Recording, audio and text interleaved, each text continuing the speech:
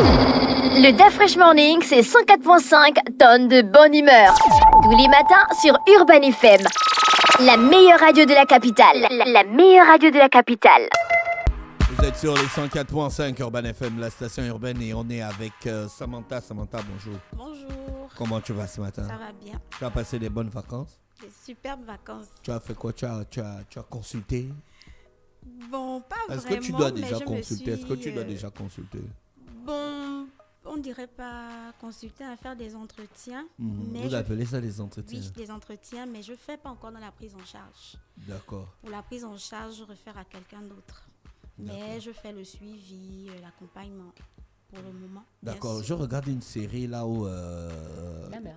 Hein? La mer. Non, je regarde pas. Vous J'ai avez déjà quoi dit, avec la mer, là? je regarde pas ce genre de choses. Je regarde Ted Lasso, c'est la série qui a eu le prix des Emmy Awards, la meilleure série de l'année. C'est ça? Les Emmy, non? Oui, les Emmy Awards, c'est Emmy pour Awards, les séries. oui. Ted Lasso, c'est un entraîneur de football américain qui va entraîner le football anglais. Le football que nous on joue là. Avec les pieds. Voilà, avec Avec les les pieds. Le soccer, Lui, ce qu'ils appellent le soccer. lui, il entraînait le football des Américains qui jouent avec Avec les mains. D'accord, ils se retrouvent dans une équipe de football américain et de football anglais et il a des problèmes, il fait des crises de panique. Maintenant, l'équipe a embauché un psychologue. Tu vois? Sauf que quand le psychologue elle a commencé à gérer les problèmes de l'équipe, ça marchait bien. Mais le jour où lui, il a eu les problèmes, le psychologue s'est rendu compte qu'elle-même aussi, elle avait les problèmes. Et donc, elle voyait maintenant un autre psychologue pour soigner son patient. Est-ce que les psychologues ont besoin d'autres psychologues? Oui, bien sûr. Effectivement, les psychologues, ce sont d'abord des humains. Donc, c'est normal d'avoir aussi des problèmes. Maintenant, lorsque tu fais face à un patient sur lequel tu renvoies tes propres problèmes, tu t'appropries de ses problèmes, tu n'as plus le droit de continuer la thérapie avec lui, tu le réfères à quelqu'un d'autre. Parce que ce n'est pas dans les règles d'éthique de s'approprier des soucis de son patient. Voilà pourquoi il est généralement pas recommandé de prendre en entretien ses parents, des personnes que l'on connaît bien pour éviter de faire du sentimentalisme en fait. Voilà, donc c'est un peu ça. Aujourd'hui, on parle de la rentrée scolaire et tu nous dis qu'il y a un stress lié à la rentrée scolaire. Voilà. Donc, on va parler du stress lié à la rentrée scolaire, bien sûr. Pourquoi? Parce que vous allez vous rendre compte qu'en ce moment, nous sommes à la porte de la rentrée scolaire. Beaucoup d'enfants n'ont pas encore commencé les cours et ça génère le stress chez les parents. Pourquoi? Parce que certains parents n'ont peut-être pas les moyens pour scolariser leurs enfants. Certains parents ont beaucoup d'enfants, donc du coup, les moyens ne suivent pas pour tous les scolariser. On a des familles monoparentales où c'est assez compliqué. On a des familles où parfois la responsabilité de toutes les nièces et neveux repose sur le dos d'une seule personne. Donc du coup, c'est forcément une source de stress. Parce que je peux me dire que les enfants de mon voisin ont commencé les cours. Moi, mes enfants, ils sont encore à la maison. Donc, à chaque fois déjà que je vais voir les enfants de l'autre aller à l'école, ça va forcément me stresser parce que je suis en train de chercher des solutions pour envoyer les miens à l'école. Et le fait aussi que les enfants viennent mettre la pression aux parents, mais papa ou maman, à quel moment est-ce que je vais commencer les cours? C'est aussi une source de stress. Parfois, certains commencent juste avec un cartable et un cahier. Et quand ils rentrent à la maison, ils se plaignent chez les parents, mais j'ai pas de livre, j'ai pas X chose, j'ai pas Y chose, pourtant les autres ont ces choses-là. L'enfant sur le coup ne comprend pas qu'en fait le parent est dans l'incapacité de satisfaire ses besoins. Donc ça génère forcément le stress. Et lorsque le parent est stressé, ça peut causer des maladies psychosomatiques en fait. Bien sûr. Attends, est-ce que le stress là ne concerne pas aussi l'enfant? Le stress concerne aussi l'enfant. L'enfant est stressé dans une certaine mesure. Ou par exemple, on a peut-être changé d'établissement, ou par exemple, il a du mal à s'adapter dans sa nouvelle classe ou dans son nouvel établissement, ou par exemple, ses condisciples de classe sont peut-être plus performants que lui. C'est aussi une source de stress parce qu'il y a des enfants qui refusent même d'aller à l'école. Non, je ne retourne plus là-bas. Pourquoi? Parce que derrière ça, c'est une source de stress. Il faut chercher à comprendre pourquoi il manifeste ce comportement. Donc, autant les adultes stressent, autant les enfants aussi sont sujets au stress. Donc, c'est un peu dans cette mesure-là. Maintenant, c'est pour dire aux parents qui stressent en ce moment qu'il ne faut pas trop se mettre la pression. Il faut éviter Comment de ça, se mon mettre enfant la ne va pas pression. là à l'école? Tu me dis de ne pas me mettre la pression. quand je dis de ne pas se mettre la pression, ça veut dire quoi? Ça veut dire qu'il ne faut pas emmagasiner en fait tous les problèmes en une seule fois. Il faut les gérer au fur et à mesure. C'est-à-dire que les soucis qui arrivent aujourd'hui, je les gère aujourd'hui. Demain, je gère les soucis de demain. Au lieu d'accumuler, par exemple, les soucis de tout un mois en une seule journée, tu vois que ça ne peut pas donner de bons résultats. Il y a l'irritabilité qui est là, on est tendu, on est nerveux. Il y a les maux de tête, il y a les troubles du sommeil, il y a les troubles alimentaires, on perd le sommeil. En fait, c'est tout un enchaînement des faits, quoi. Donc, du coup, il ne faut pas se mettre la pression.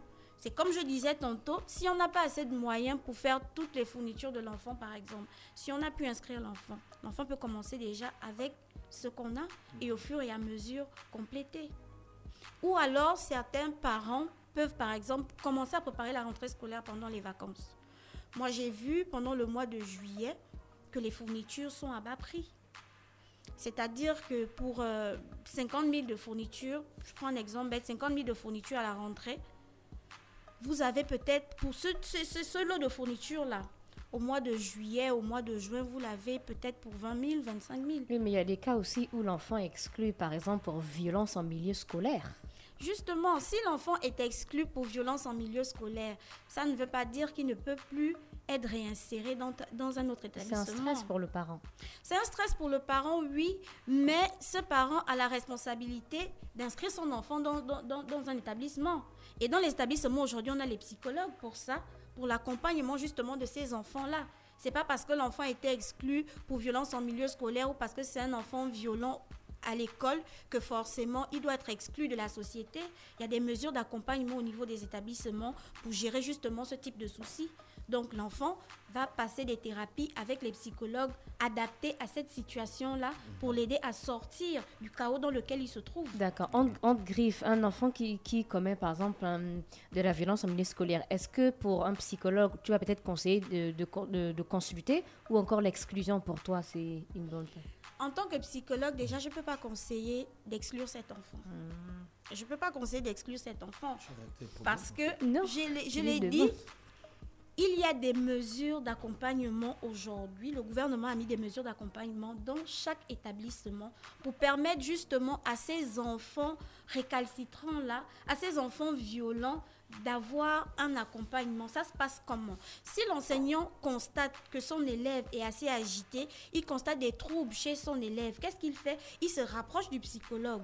Mais souvent aussi, les enseignants ne sont pas formés à la détection de ces troubles-là. Ce qui peut être un signe, en fait, un trouble peut être considéré par l'enseignant comme une volonté peut-être manifeste de l'élève de vouloir nuire à la bonne tenue de la classe. Effectivement, ça c'est ce qu'on se disait avant. D'accord? Ça, c'est ce qu'on se disait avant. C'est comme ça que ça fonctionnait. Parce que lorsque l'enfant troublait dans la classe, l'enseignant se disait c'est juste quelqu'un qui veut perturber le cours. Mais aujourd'hui, avec les nouvelles mesures qui sont effectives, lorsque l'enseignant constate un comportement déviant chez l'enfant, il a la responsabilité de l'envoyer chez le psychologue. Voilà pourquoi vous allez vous rendre compte que dans les établissements, on a le service social, on a le service de psychologie, on a l'infirmerie. Même au niveau de la direction, il y a plusieurs bureaux parce que chaque bureau joue son rôle en fait. Est-ce qu'un parent peut transmettre son stress à l'enfant? Mais bien sûr que le parent transmet son stress à l'enfant. Si je suis anxieuse, je suis stressée, par exemple, ça procure l'anxiété chez moi. L'état dans lequel je me trouve, vous voyez que forcément, je renvoie cette image à mon entourage. Et forcément, la personne en face de moi va capter les signaux que j'envoie. Donc, du coup, l'enfant aussi peut être stressé sans comprendre la raison de son stress, mais justement parce qu'il s'approprie de la situation dans laquelle se trouve son parent, de l'état émotionnel dans lequel se trouve son parent. Si c'est un parent qui est tout le temps irrité, vous voyez que l'enfant aura tendance à être irrité aussi, lui, il ne sait pas pourquoi il est irrité. Le parent aussi, peut-être, ne sait pas que son irritabilité est liée au stress. Donc, du coup, il faut se ménager. Il ne faut pas trop se mettre la pression. En fait, c'est ça la base. Il ne faut pas trop se mettre la pression parce que quand on se met trop la pression, après, ça conduit à... Mais les parents des missionnaires, ils abandonnent complètement leurs responsabilités. Est-ce qu'ils ont un problème psychologique? Ils disent à l'enfant que non, débrouille-toi pour payer ta scolarité. Ce qu'on voit souvent chez les mères et les filles. Quand elles disent ça, c'est quoi? Bien sûr qu'ils ont des problèmes. Parce que c'est comme j'ai pour habitude de dire, on ne juge pas un problème lorsqu'il est effectif, c'est-à-dire qu'il faut toujours aller à la base du souci. Le parent démissionnaire aujourd'hui qui dit à son enfant que moi je ne te prends pas en charge et tout, tu n'as qu'à te débrouiller pour aller par exemple à l'école, si tu veux manger, tu n'as qu'à te débrouiller. Est-ce qu'en temps normal, c'est un parent équilibré? Non, parce qu'un parent n'a pas le droit de s'adresser comme ça à son enfant. Qu'est-ce que l'enfant va faire? Si l'enfant est mineur, quand on parle d'enfant, on parle de mineur. Tu es mineur, tu vas faire comment pour t'en sortir? C'est-à-dire que le parent, volontairement, t'envoie dans la rue. Parce que tu vas aller où? Bien sûr. Le parent, il t'envoie dans la rue. Et dans la rue, on sait tout ce qui se trouve. Il y a la drogue, il y a le sexe, il y a les meurtres, il y a beaucoup de choses en fait. Donc, on part d'un enfant calme à un enfant déviant. Pourquoi? Parce que le parent n'a pas été responsable. Hormis ce cas, on a aussi des parents qui font des enfants. Je vais prendre le cas des hommes. D'accord? Des hommes d'abord, avant d'aborder le cas des femmes. On a des hommes qui sont mariés, ils sont dans des foyers, et puis après, sa femme n'arrive peut-être pas à lui donner des enfants. Et la femme est peut-être arrivée avec des enfants. Donc du coup, ce monsieur, il s'occupe des enfants de sa femme parce qu'il estime que je l'ai épousé, ce sont mes enfants. Donc ces enfants-là bénéficient de son éducation à lui. Mais vu qu'il veut des enfants de son propre sang, qu'est-ce qu'il fait? Il va dehors. Il fait des enfants dehors. Mais il ne peut pas emmener les enfants à la maison.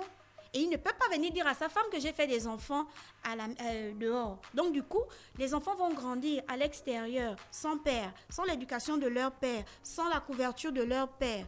Donc du coup, ces enfants, qu'est-ce qu'ils deviennent? Parce que parfois, même lorsque les mamans se rapprochent des papas pour dire que voilà, l'enfant a besoin de X ou Y chose. Ah, tu te débrouilles, hein, je t'ai jamais demandé de prendre une grossesse. Vous voyez que c'est quelqu'un pourtant d'équilibré qui se retrouve catégorisé comme étant un parent démissionnaire parce qu'il n'aura peut-être pas suivi la bonne procédure. Vous voyez, il y a aussi ces hommes-là qui disent que bon, moi j'ai fait des enfants avec toi, comme on a rompu, écoute, tu te débrouilles parce que moi je peux pas m'occuper de tes enfants parce que nous ne sommes plus ensemble. Ces personnes-là sont catégorisées aussi de parents démissionnaires. Vous voyez, donc on a autant de cas, on a autant de possibilités qui aujourd'hui font en sorte que on se retrouve avec beaucoup d'enfants déviants parce que déjà les parents, la base a été faussée au niveau des parents. On a aussi des mamans qui abandonnent les enfants, qui disent qu'elles ne peuvent pas s'occuper des enfants parce qu'elles n'ont pas de moyens. Donc les enfants n'ont qu'à se débrouiller. S'il n'y a rien à manger à la maison, ils se débrouillent. Ils n'ont qu'à aller chez les voisins ou chez les parents ou je ne sais pas trop. Vous voyez ? Donc aujourd'hui, il faut vraiment éviter de se retrouver dans ce genre de situation en conscientisant nos parents d'abord.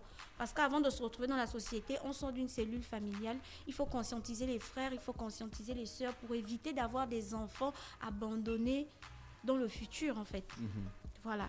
Comment on peut pallier au stress lié à la rentrée scolaire pour la prochaine rentrée scolaire 2023-2024? Alors, pour la prochaine rentrée scolaire, moi je dirais à ces parents-là qui ont des difficultés de s'y prendre un peu plus tôt.